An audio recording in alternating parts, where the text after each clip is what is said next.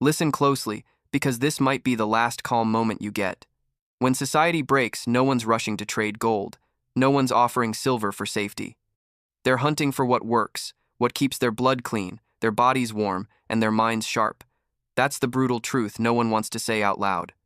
In collapse, value flips and the smartest preppers, they're not hoarding treasure. They're locking down items that turn into survival currency when the grid dies for good. You think gold will buy you food? Wait till the guy across the fire has a can opener and you don't. Most people still think collapse means chaos in one night. They imagine alarms, riots, and everything falling apart at once. But that's not how it happens. It unravels, slowly. Bit by bit, comfort dies, and need takes its place. And the things people never cared about yesterday become priceless overnight. That's what this list is. 7 products that look average today, but when systems fall, they'll outrank gold, cash, and crypto. I'm not just naming gear. I'll tell you how I'd use it, why it matters, and then I want your take. Because the folks who laugh at this now, they'll be the ones trading watches for wet wipes when it's too late to think. Number 1. Steel wool fire in your pocket. You want to know what's worth more than gold after a collapse? Fire. And steel wool gives it to you anytime, anywhere. Most people look at steel wool and see a cleaning pad, a throwaway kitchen item. But smart preppers? They see ignition silent, reliable, and absolutely lethal in its simplicity. Let's break it down. Steel wool, especially the fine-grade stuff, ignites instantly with just a spark. Pair it with a 9-volt battery, and you've got a portable fire starter that works in wet conditions, low temps, and total darkness. No lighter fluid, no gas, no fancy gear. Just raw ignition when you need it most. That's not all. Steel wool scrubs rust-off tools, restores corroded surfaces, even sharpens edges when you're stuck in the field with dull gear. It's one of those rare items that's light, compact, and multifunctional, and most people leave it on the shelf. You think a gold coin is going to start your fire when your fingers are frozen and you're down to your last chance to cook or boil water? Not happening. But a Ziploc bag of steel wool? That gets traded for food, shelter, even protection once word spreads that you can make flame on demand. My take? I've got rolls of it vacuum-sealed fine grade only. I test every batch before storing it. And I carry it in my go bag, my truck kit, and even in my jacket, because when the lights are out and your matches are soaked, fire equals life. Now let me ask you, do you have steel wool in your kit? Have you ever tested ignition in the rain, the dark, or when your hands are shaking from stress? Because in a real collapse, you won't get a second chance to get that fire going. And the guy who can't make fire becomes someone else's burden real quick. Number 2. Tampons, sterile and sealed. Most people think tampons are just for menstruation, but in a real collapse, they become one of the most versatile and valuable survival items you can carry. A tampon is basically a sterile, compact plug of cotton, and that means it's far more useful than people realize. First, let's talk about medicine. In a grid down, you won't have access to clean, packaged wound dressings or trauma kits unless you've seriously prepped. But a tampon can act as a fast-absorbing wound pack. If someone suffers a deep cut, stab, or puncture, and you have no gauze on hand, a tampon can buy you time by slowing or stopping the bleeding until you find proper treatment.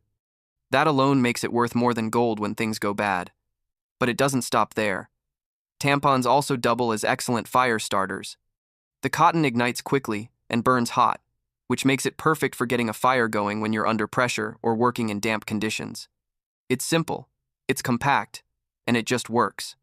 Tampons can also be used for pre-filtering dirty water before it passes through your purification system. While it doesn't clean the water completely, it helps remove visible debris and particles, which extends the life of your main filter. In a pinch, they can serve as nasal plugs for nosebleeds or smoke exposure. And yes, of course, they still serve their original purpose, and that alone gives them huge barter value in group survival settings. Smart preppers know, emotional needs don't vanish during collapse. Someone dealing with hygiene-related discomfort, panic, or embarrassment is likely to trade gear, food, or favors for a simple solution. You show up with sealed hygiene supplies when no one else has them? That's not just preparedness, that's leverage. What's my take? I always carry tampons in every major kit. They're sealed, sterile, lightweight, and take up virtually no space. I've even used one during a training drill when someone took a blade cut across the thigh, packed it, sealed it, And it worked until we got proper medical care. So think about it. Are you stocked up? Would you know what to do with one if blood started flowing and you had nothing else? Because when panic hits and people are bleeding or desperate, gold won't mean a damn thing. But the guy with real solutions? He runs the show. Number 3. Mouse traps. Standard snap traps. When people think about collapse gear, they go big rifles, generators, bunkers. But they miss the small things that keep you alive and in control. Mouse traps are one of those items. Cheap, lightweight, quiet, and completely underestimated. The most obvious use? Yes, catching rodents. In a long-term collapse, food storage attracts pests. And if you think you'll just handle it when the time comes, you're already behind. One rat infestation and your food is gone, your shelter smells, and your group is now fighting sickness. Standard snap traps keep things clean and under control without the mess or cost of poison. But that's just scratching the surface. A standard mouse trap is actually one of the smartest multi-use items in your survival kit. Why? Because it's a reliable, resettable mechanical device. That means you can adapt it beyond catching pests. With a little cord or wire, you can use it as a perimeter alarm. You set a trip line to the trap, and when it goes off, you get a loud snap that alerts you. It's silent when idle, instant when triggered, and impossible to miss in the dead of night. You can also use mouse traps to build small game snares for birds or squirrels. With some bait and light rigging, you've got a hands-free trap that feeds you while you sleep. That's passive income collapse style. Mouse traps are also psychologically powerful. Most people overlook them, which makes them incredible barter tools. You show up with 5 brand new snap traps when someone's camp is being overrun by rats? They'll trade you tools, food, even medicine just to reclaim their space. What's my take? I store them in every long-term supply bin.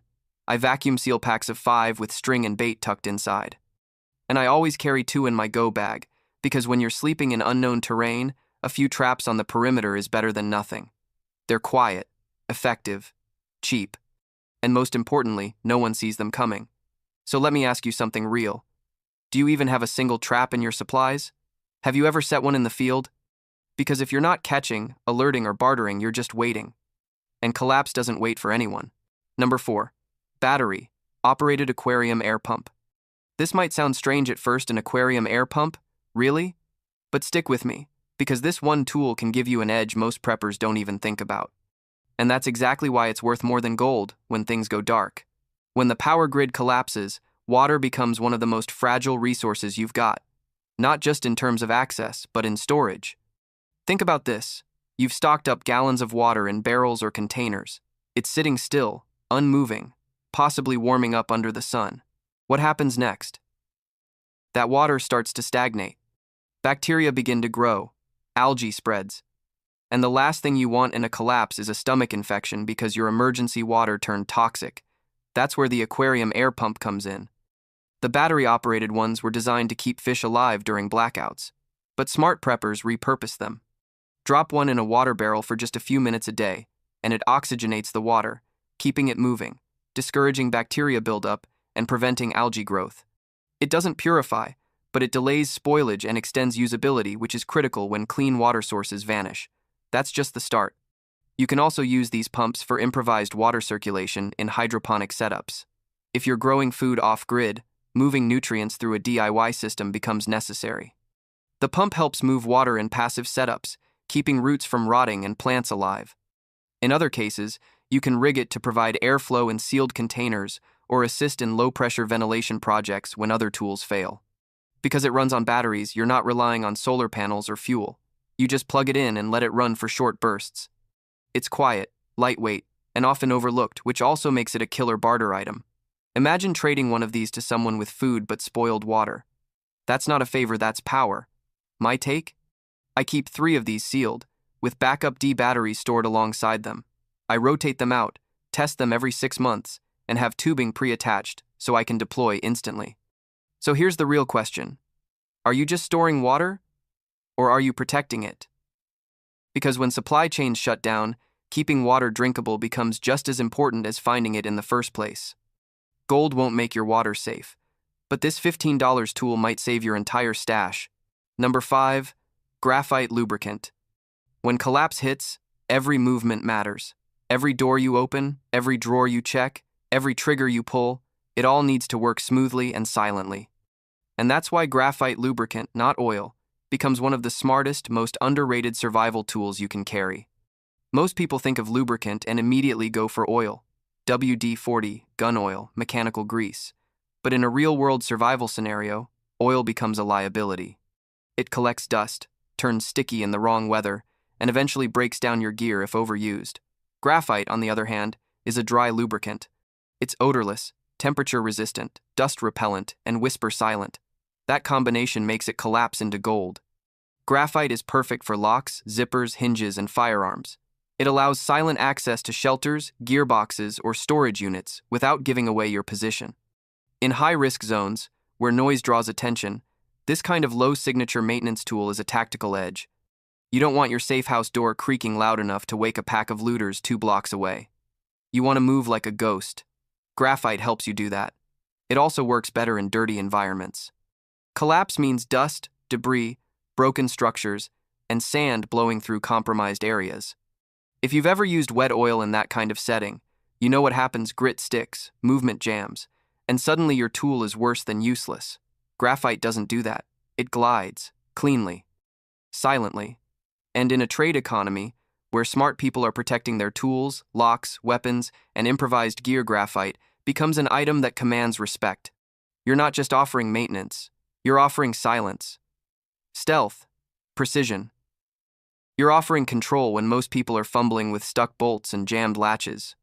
I carry a small squeeze tube in every bag.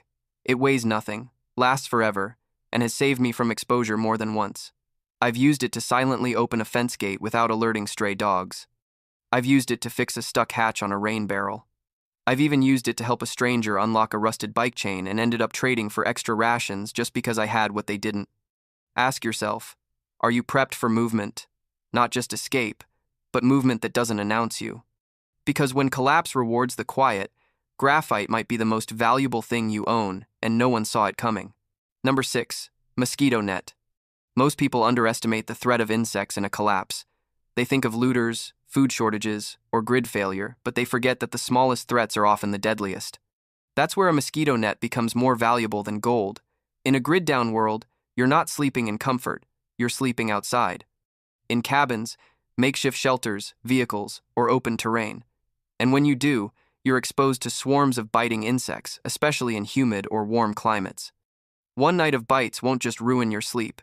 It can break your immune system, spread infection, or even worse, transmit diseases like dengue, malaria, or West Nile virus. No one's thinking about mosquitoes when they're filling up on ammo and canned beans.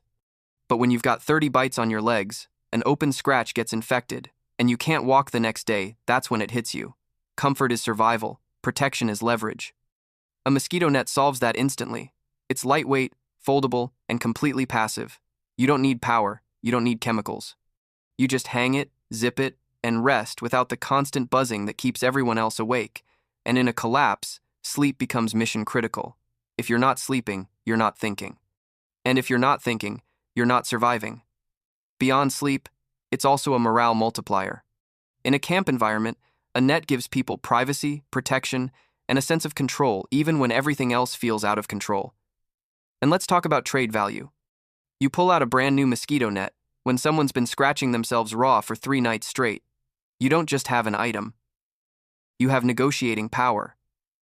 I keep 2 in my long-term kits. One personal, one for trade. Both sealed tight and tested. I've used them in field training and camping, and I'll never forget the moment I saw someone give up a tactical flashlight just to sleep bug-free. Ask yourself this: how much would one night of safe, quiet sleep be worth if your body's on the edge and bugs are feeding non-stop? Because when collapse hits, and infection is 1 bite away, the guy with the net doesn't just rest easy, he wakes up ready to lead. Number 7. Shoe insoles. High quality comfort plus support inserts. In a world without fuel, vehicles, or working infrastructure, your number 1 mode of transportation becomes your feet. And yet, very few preppers ever think about what happens when their boots wear out, their knees start aching, or they're covering 10 miles a day on rough terrain. That's where high-quality shoe insoles become a survival asset most people don't realize they need until it's too late. Collapse means movement. You're walking to water sources, foraging, relocating, patrolling, or bugging out, and if your feet fail, your whole strategy collapses. Blisters, arch pain, shin splints, back strain, they don't sound like death sentences, but they slow you down, make you vulnerable, and sap your energy until you're dragging instead of running. A solid pair of insoles with arch support and shock absorption extends the life of your boots and your legs. Whether you're walking across broken pavement, hard ground, or dense woods, every step counts. With good insoles, that step gets a little easier, and that matters when you're carrying weight or moving under stress. There's also psychological value. When your body is breaking down, small comforts become mental fuel. Sliding in a pair of cushioned, molded insoles into your boots during week 3 of collapse? That's like giving your feet a second wind. It boosts morale, reduces injury, and keeps you mobile, which in collapse means you're still in the fight. And don't forget barter. You show up with new, sealed, high-end insoles in a camp where people are limping from overuse? That's not a comfort item anymore, that's medical-grade mobility support. People will trade food, tools, even meds just to walk without pain. What's my setup? I store 3 pairs, one in my bug-out boots, one spare pair in my go bag, and one set in reserve storage. All are pre-fitted and tested, because I know if I lose mobility, I lose the advantage, period. So ask yourself this, are you prepping your feet like they're your engine? Or are you assuming your factory insoles will go the distance? Because when collapse hits, and the grid's gone and the roads are rubble, your life depends on every step. And the guy who can still run is the guy who survives. So now you know. In a world where gold loses its shine and cash becomes scrap, it's the quiet, underestimated gear like a sealed tampon, a piece of steel wool, or a pair of worn insoles that decides who makes it through and who fades out early. But here's the real test. Are you just watching, or are you actually preparing? Because survival doesn't reward curiosity, it rewards action. The ones who win when society collapses aren't the ones with flashy bunkers or viral bug-out tours. They're the ones who notice the details. Who stacked the right gear? Who thinks 2 weeks no, 2 months ahead? If you made it this far, it means you're not just curious. You're serious. You're thinking like a strategist. So here's what you do next. Hit that subscribe button right now. Not for me. Not for the algorithm. Do it for your future self, the version of you that's standing in the middle of blackout chaos while others panic, and you calmly pull out exactly what they forgot. This channel isn't entertainment. It's preparation. Every episode brings you one item, one mindset, one edge closer to being the one person who's ready when no one else is. So subscribe. Lock in. And when the collapse comes, you'll already be 2 steps ahead. Everyone else? They'll be wishing they did what you're about to do right now.